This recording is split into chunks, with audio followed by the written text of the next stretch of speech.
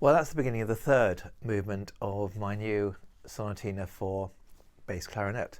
And I was delighted when Victoria asked me to do a fourth piece in this series, to complete the series, sonatinas for ordinary clarinet, B-flat clarinet, E-flat, bass, and there's a saxophone piece as well. Bass clarinets I've never been a kind of bass clarinet player in a sense. Bass clarinet really means clarinet quartets to me, three B flats and a bass, which I've done loads of work on that, not usually playing the bass clarinet. When I used to teach at Stowe, we always had lots of clarinet quartets going on. It was a lot of fun. And in actual fact, the school owned two bass clarinets. I own one bass clarinet, and for a particular performance of a piece of mine, I actually ordered and bought a contrabass clarinet.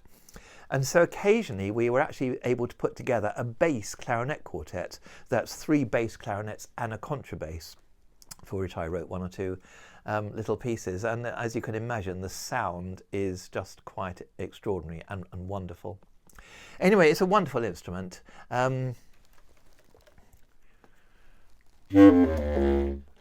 You probably know that's maybe the most famous solo for bass clarinet in the Nutcracker Suite, and there are others in other works. But it's a great instrument, often used in film music, TV music, for particular effects. You hear that low clarinet sound, you know it's a bass, contrabass sometimes.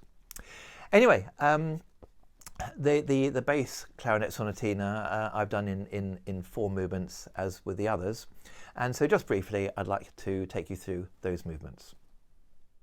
I've tried in this sonatina for bass clarinet to really explore the wonderful considerable range of the bass clarinet, but obviously because of its particular quality of sound, make the lowest register, the chalumeau, often the star of the show. It's such a wonderful noise down there that one wants to really explore that. Although, interestingly, the other registers of the bass clarinet have their own particular sonorities and qualities of sound that's interesting to explore too. The first movement, Vivace Vigoroso, has two main ideas. The first, and both of them explore triplets quite a bit from a rhythmical point of view. The first is very leapy. It leaps around all over the place. Here's just a little snippet from the opening.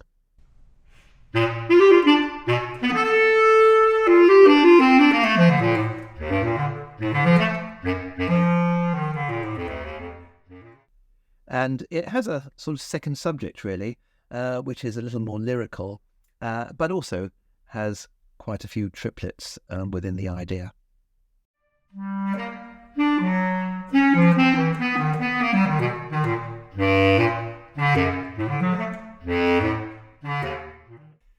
The second movement is not quite, but almost jazzish, cool and light, with a gentle swing, and it has something of that sort of character about it.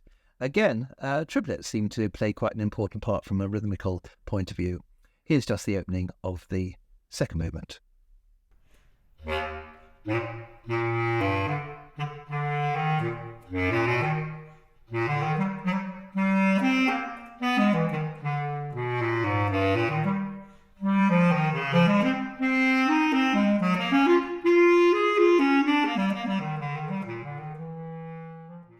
The third movement, which I played just the opening a moment ago, explores very much the chalumeau register, the low register. It does go up into the second register, but there's a lot of low in this.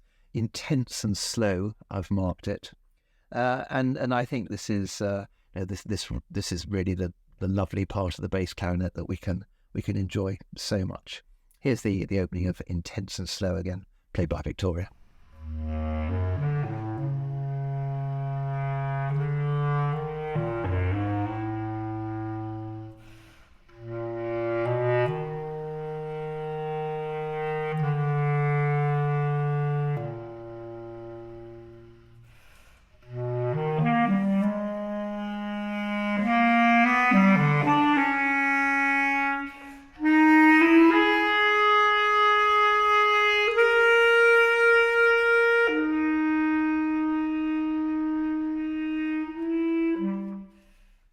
And the final movement is a real tour de force.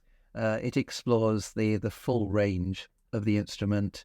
It's got a lot of ideas in it. It uses chromatic ideas quite a lot to build up the melodic interest. But it's got some contrasted ideas in the middle, a lento section, allegro drammatico is the marking at the beginning, and it has a lento section, which leads to a presto section, and even more presto at the end. So it's, as I say, a tour de force, a really exciting movement to play. And here again is Victoria, just giving a little of the fourth movement.